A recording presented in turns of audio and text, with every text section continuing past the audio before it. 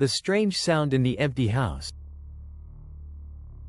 Imagine moving into a new house, everything quiet, until one night you hear a sound. Soft at first, like footsteps above you. Confused, you go upstairs, but there's no one there. The house is empty, but the sound doesn't stop. Every night, the same soft footsteps, getting closer and closer. One night, you decide to stay up and wait. And that's when you hear it, whispering from the empty room. Would you stay, or leave the house behind? Comment below.